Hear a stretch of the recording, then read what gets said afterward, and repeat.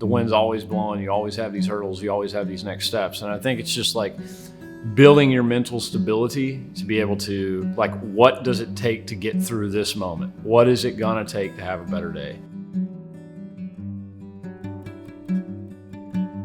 Like, I think key is just surrounding yourself with people who get you through these moments, you know, good or bad. Because good moments can last a whole lot longer than 15 seconds. You know, if you're surrounding yourself with good people, that might last years. You know, but I think understanding that there are going to be bad days. I don't think there's any such thing as just everything's just always good. It's okay to hurt. It's okay to, you know, to cry. It's okay to feel emotional. But how do I overcome that? I can't let that last that long. You know, I'd just come back from living in Texas, but while I was there, it was working on our hunting land and just kind of like manicuring that, taking care of that. And just, it was a good time to like get out and not hear TV in the background. My phone couldn't ring, you know, just being out in nature and just kind of like, you know, making yourself feel small again. Fishing is a big one. And, you know, I would usually get up every morning at, you know, 4:45, 5 o'clock, feed the dogs, let the dogs out. And that's already a crazy start. That's like an instant, you know, I need 12 more cups of coffee. But, you know, I would do that and then I would hit the water and I would wade fish for miles, just walk and walk and walk and walk and walk. It was almost more than like meditational. It was like spiritual, you know, to watch the sun come up every morning and trying to figure out these patterns in fish, right? And you're trying to figure out like, how does it work? And then I started realizing, like, if I can spend that much time figuring out their pattern, why don't I spend that much more time like figuring out my pattern?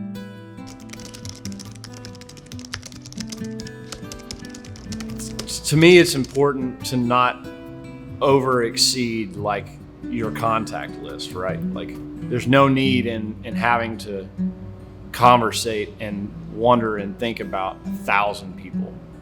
Like, surround yourself with people that really care and really give, you know, their time and their love and their passion for whatever it is you do or who you are. I mean, outside of work, just as a base. Be careful what you wish for and be careful who you wish with, you know, like you just gotta keep a tight-knit group of people that you can rely on all the time. Yeah, I mean, like, one of my favorites was my good friend Jack Ingram off the Electric record, a song called "Keep On Keeping On," you know, and I just remember, like, you know, like the first line is so inevitably like everybody connects. Like, sometimes you get beat up good, drive yourself crazy because you're misunderstood. You know, it's like, damn, that's really good. You know, and it's just like, it's just basically telling you, like, just keep going. You know.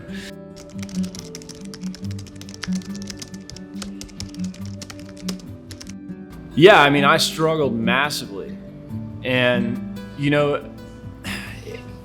it took me a long time to really figure out why that was a part of my life and why would I go so far.